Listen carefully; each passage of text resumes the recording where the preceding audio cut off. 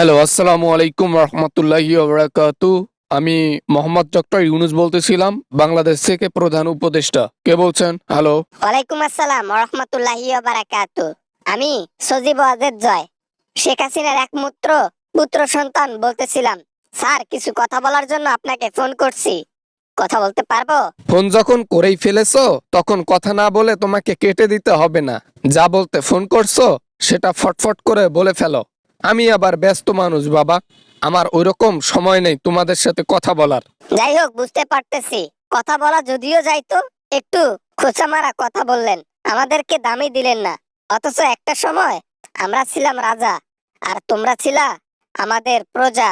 এত টাকা পয়সা ছিল আমার, কখনো নিজেকে আসমান সমান মনে করি নাই। আমি জানি মানুষের জীবনে অনেক কিছু চেঞ্জ হয়ে যায়, চেঞ্জ আসে। আল্লাহ তাআলা একবার দিতে জানে, একবার নিতেও জানে। হয়েছে হয়েছে, আমাকে আর এগুলা বলতে হবে না। আমি যেটা বলতে ফোন করছি, কথা হচ্ছে, আমার মা কি বাংলাদেশে যাইতে পারবে? আমার মা তো উড়াং ফারাং লাগাইছে দেশে যাওয়ার জন্য। যাওয়া কি যাবে? বাংলাদেশ তারও দেশ, কেন আসতে পারবে না? তবে আসার পর যদি তোমার মায়ের কিছু হয় সেক্ষেত্রে সরকার দায়ী থাকবে না। কেননা তিনি পদত্যাগ করার পর সাধারণ জনগণ হয়ে গেছে, আর জনগণকে হত্যা করে দেশ ছেড়ে পালিয়েছে। এতে যদি জনগণ প্রতিশোধ নেয় তোমার মায়ের উপর, সেক্ষেত্রে মোহাম্মদ ইউনুস দায়ী থাকবে না। ঠিক আছে, দেখে শুনে কাজ করিও। আমার মা যদি আপনাদের আশ্রয়ে না থাকতে পারে, আপনাদের আশ্রয় এবং সেফ জায়গায় না থাকতে পারে, তাহলে আমার মাকে পাঠাই দিয়ে লাভ হবে কি? নির্বাচন যদি করাই দিতেন, বা নির্বাচন করার সুযোগ করে দিলে ভালো হতো। আরো নির্বাচন? বাবারে বাবা, মাথার মধ্যে ঘিলু নেই মনে হয় তোমার। জনগণ কাউকে ছাড় দেবে না। তাদের পুত্র সন্তান হারাইছে, তাদের মেয়ে সন্তান হারাইছে, ঠিক আছে, এদের প্রতিশোধ তো নেবেই। তাহলে কি সারাটা জীবন আমার মা ইন্ডিয়াতে বসে থাকবে? ইন্ডিয়াতে অন্য কারোর সাথে থাকবে? এটা কোনো কথা হইলো? যেখানে আমার বাবার অনেক অবদান আছে, আমার দাদার অনেক অবদান আছে, আমার মায়ের অনেক অবদান আছে, শেষে কিনা আমার পরিবারের কেউই দেশের মধ্যে থাকতে পারবে না? কেন থাকতে পারবে না?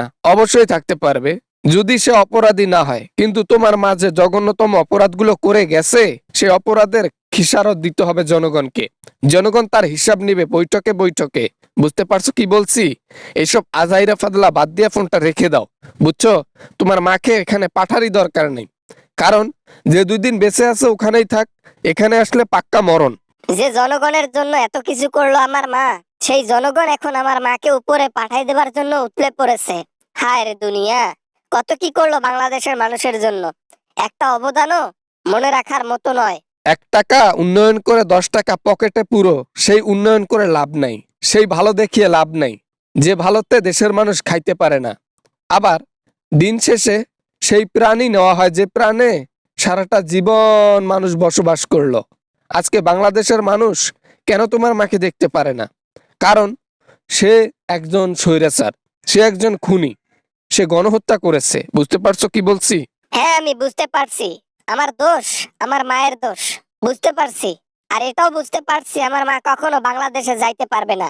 দেশের মানুষ কখনো ঠান্ডা হবেও না, আমার মা দেশে পা রাখতে পারবেও না। যাক, এই তো লাইনে আইছো, বুঝতে পারছো। এই হচ্ছে মেইন কথা।